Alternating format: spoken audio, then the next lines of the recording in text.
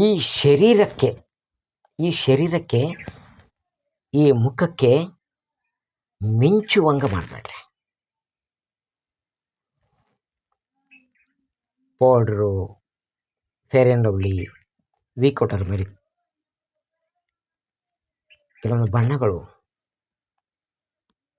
Perfume, branded ಬಟ್ಟೆಗಳು super ಕಾಣಬೇಕು.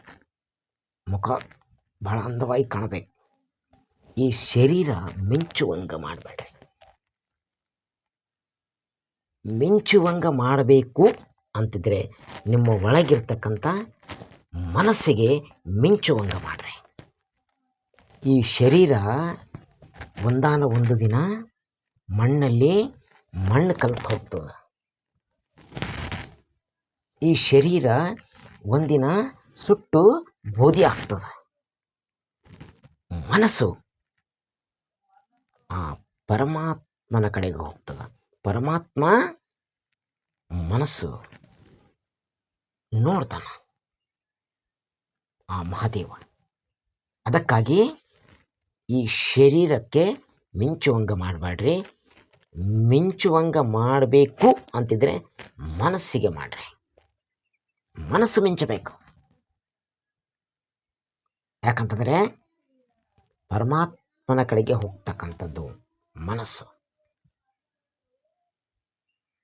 ಇಂಥ ಒಂದು ಸಂದರ್ಭದಾಗ ಶರೀರಕ್ಕೆ ನಾವು ಏನು ಮಾಡಿಕೊಂಡ್ರು ಎಲ್ಲ ವ್ಯರ್ಥದ. ಶರೀರ ಒಂದು ಲಿಫಾಫ ಇದ್ದಂಗೆ. ಲಿಫಾಫ ತೆಗೆದು ಒಳಗಿರ್ತಕ್ಕಂಥ ಲೆಟರನ್ನು ನಾವು ಓದ್ತೀವಿ. ಲಿಫಾಫ ಅಲ್ಲೇ ಬಿಟ್ಟಾಕ್ತೀವಿ.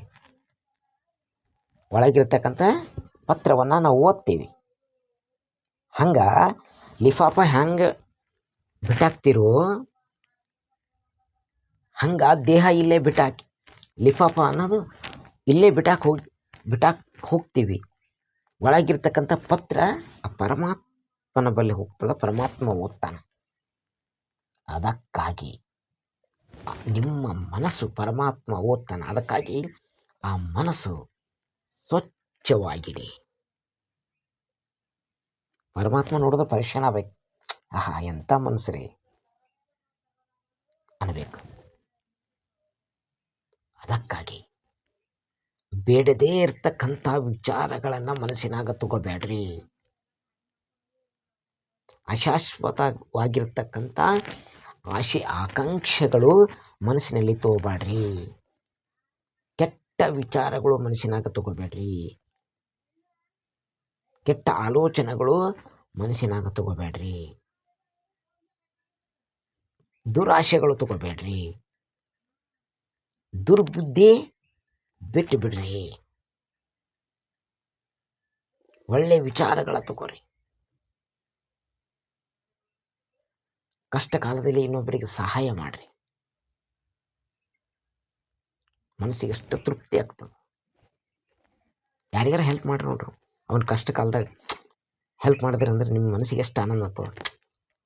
ಅವನು ಎಷ್ಟು ಕಷ್ಟದಾಗಿದ್ದನು, ನಮ್ಮಿಂದ ಹೆಲ್ಪ್ ತೊಗೊಂಡು ನಾವು ಹೆಲ್ಪ್ ಮಾಡಿದೇವಪ್ಪ, ಸಹಾಯ ಮಾಡಿದೇವೆ, ಮನಸ್ಸಿಗೆ ಆನಂದ ಆಗ್ತದೆ. ಅದೇ ನೀವು ಕೆಟ್ಟದ್ದು ಮಾಡ್ರಿ. ನಾವು ಇನ್ನೊಬ್ಬರಿಗೆ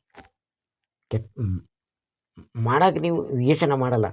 ಮನೆಗೆ ಬಂದ ಮೇಲೆ ಒಂದು ಸಾರಿ ಮಕ್ಕೊಂಡು ಯೋಚನೆ ಮಾಡ್ರಿ. ಅವನಿಗೆ ಕೆಟ್ಟದ್ದು ಮಾಡ್ದಲ್ಲಪ್ಪ, ಅವನಿಗೆ ಅನ್ಯಾಯ ಮಾಡ್ದಲ್ಲ, ನಾ ಮಾಡಬಾರ್ದಿತ್ತು. ಒಳಗಿರ್ತಕ್ಕಂಥ ಮನಸ್ಸು ಹೇಳುತ್ತೋ. ಮನಸ್ಸು ಬಹಳ ಪ್ರಧಾನವಾಗಿರ್ತಕ್ಕಂಥದ್ದು. ಬಹಳ ಜಾಗ್ರತೆಯಿಂದ ನಾವು ನೋಡ್ಕೋಬೇಕು ಮನಸ್ಸಿಗೆ. ಬೇರೆ ಎಲ್ಲಿ ಬಿಡಬಾರ್ದು. ಅದಕ್ಕೆ ಕೆಟ್ಟ ದಾರಿಗೆ ಹೋಲತ್ತ ಅಂತ ತಿಳ್ಕೊರಿ. ಅದಕ್ಕೆ ಬಿಡಬಾರ್ದು. ನಾವು ಮಾರ್ಕೆಟ್ನಲ್ಲಿ ಹೋಗ್ತಾ ಇದ್ರೆ ನಮ್ಮ ಕಣ್ಣುಗಳು ಪ್ರತಿ ಒಂದ್ರ ಮೇಲೆ ಬೀಳ್ತಾವ. ಒಂದು ಹಣ್ಣಿನ ಮೇಲೆ, ಹೆಣ್ಣಿನ ಮೇಲೆ, ಒಂದು ವಸ್ತುವಿನ ಮೇಲೆ, ಒಂದು ಪುಸ್ತಕದ ಮೇಲೆ, ಒಂದು ತರಕಾರಿ ಮೇಲೆ, ಒಂದು ಕೊಡದ ಮೇಲೆ, ಮಾಂಸ ಮಾರುವನ ಅಂಗಡಿಯಲ್ಲಿರ್ತಕ್ಕಂಥ ಮೋಸದ ಮೇಲೆ,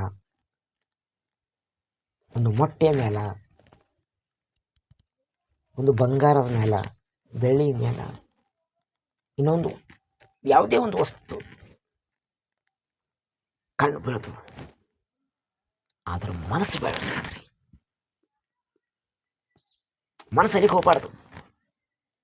ಕಣ್ಣಿನ ನಜರ್ ಹೋಗ್ತದೆ, ಕಣ್ಣಿನ ನಜರ್ ಹ್ಯಾಂಗೆ ಹೋಗ್ತಾ ಇದ್ದಂಗೆ ಮನಸ್ಸು ಕೂಡ ಹೋಗ್ತದೆ. ಆ ಮನಸ್ಸಿಗೆ ಹೋಗ್ಕೊಳ್ಬಾರ್ದು.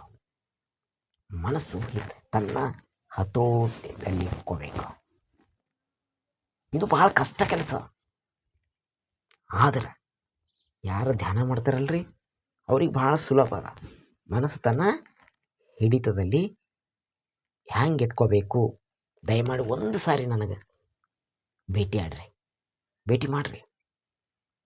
ಮನಸ್ಸನ್ನು ಹ್ಯಾಂಗೆ ತನ್ನ ಕಂಟ್ರೋಲ್ನಲ್ಲಿ ಇಟ್ಕೋಬೇಕು ಅಂತ ಒಂದು ಸಾರಿ ಭೇಟಿ ಮಾಡ್ರಿ. ಒಂದು ಸಾರಿ ನಮ್ಮ ಊರಿಗೆ ಬರ್ರಿ, ನನ್ನ ಜೊತೆ ಚರ್ಚಾಕೂಟದಲ್ಲಿ ಭಾಗಿಯಾರಿ. ನನಗೇನೋ ಗೊತ್ತಿದ್ದು ನಾನು ನಿಮಗೆ ಹೇಳ್ತೀನಿ. ಇಲ್ಲಿವರೆಗೂ ನಾನು ಹುಟ್ಟಿ ಇಲ್ಲಿವರೆಗೂ ಒಂದು ಕೂಡ ದುರಭ್ಯಾಸ ನಾನು ಮಾಡಿಕೊಂಡಿಲ್ಲ. ನಮ್ಮ ಒಂದು ಫ್ಯಾಮಿಲಿ ಬೇಸ್ಮೆಂಟ್, ನಮ್ಮ ತಂದೆ ತಾಯಿಯವರು ಬೇಸ್ಮೆಂಟ್ ಏನದಲ್ಲ ಭಾಳ ಮಜಬೂತ್ ಹಾಕಿಬಿಟ್ರು. ಯಾವುದೇ ಸಿಮೆಂಟು ಕಾಂಕ್ರೀಟ್ ಗಡ್ಲಿಂದಲ್ಲ, ಒಳ್ಳೆಯ ಆಧ್ಯಾತ್ಮಿಕತೆ ಇಂದ, ಒಳ್ಳೆಯ ಮಾತುಗಳಿಂದ, ಆಧ್ಯಾತ್ಮಿಕ ಚರ್ಚೆಗಳಿಂದ, ದೊಡ್ಡ ದೊಡ್ಡ ಸಂತರ ವಾಣಿಗಳಿಂದ, ದೊಡ್ಡ ದೊಡ್ಡ ಮಹಾನ್ ಪುರುಷರ ವಾಣಿಗಳಿಂದ, ಅವರ ಚರಿತ್ರೆಯಿಂದ, ಆಧ್ಯಾತ್ಮಿಕ ಪರಿಸರದಲ್ಲಿ ಬೆಳೆದು ಬಂದವರು ನಾವು. ನಮ್ಮದೇ ಆಗಿರ್ತಕ್ಕಂಥ ಒಂದು ಬೇಸ್ಮೆಂಟ್ ಹೆಂಗದ, ಭಾಳ ಮಜಬೂತದ.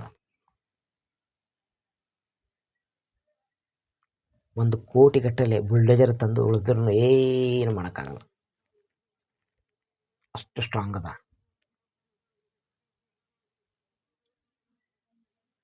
That is the power of parents. ಒಂದು ಕಲ್ಚರ್, ಒಂದು ಸಂಸ್ಕಾರ ಆ ಥರ ಕೊಟ್ಟರು ನಮಗೆ.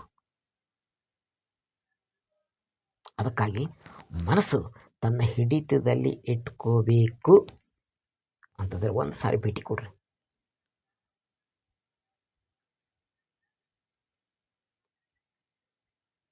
ನಾನು ನಿಮಗೆ 100% ಒಂದು ಸೊಲ್ಯೂಷನ್ ಅನ್ನು ಕೊಡ್ತೀನಿ.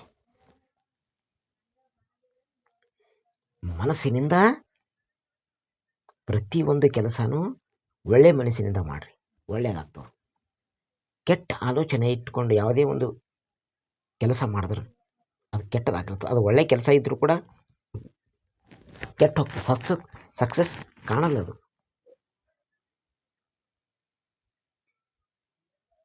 ಯಾಕಂತಂದ್ರೆ ಮನಸ್ಸು ಅಂತಕ್ಕಂಥದ್ದು ಭಾಳ ಮುಖ್ಯ. ಜಾಗ್ರತೆಯಿಂದ ನಾವು ನೋಡ್ಕೋಬೇಕು. ನಾನು ಹೇಳಿದ್ನಲ್ಲ, ಮಾರ್ಕೆಟ್ ಹೋಗುವಾಗ ಪ್ರತಿಯೊಂದರ ಮೇಲೆ ನಿಮ್ಮ ಕಣ್ಣು ಬೀಳೋದು.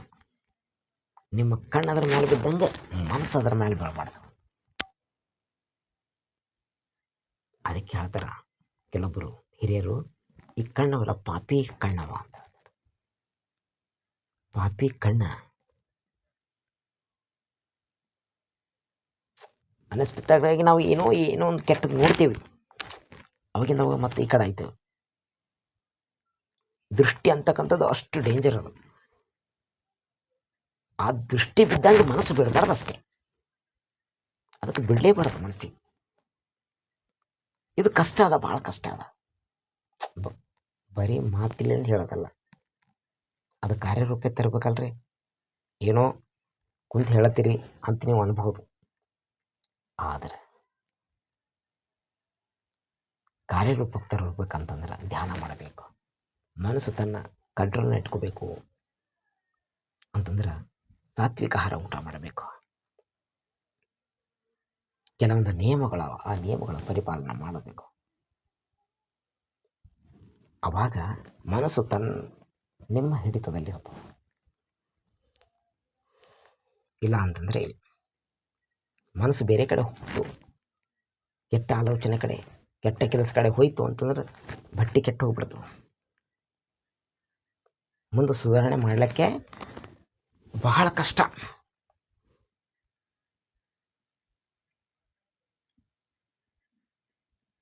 ಪರಮಾತ್ಮ ಕೊಟ್ಟಿರ್ತಕ್ಕಂಥ ಈ ದೇಹವನ್ನು ನಾವು ಜೋಪಾನವಾಗಿಟ್ಕೋಬೇಕು, ಮನಸ್ಸನ್ನು ಜೋಪಾನವಾಗಿಟ್ಕೋಬೇಕು.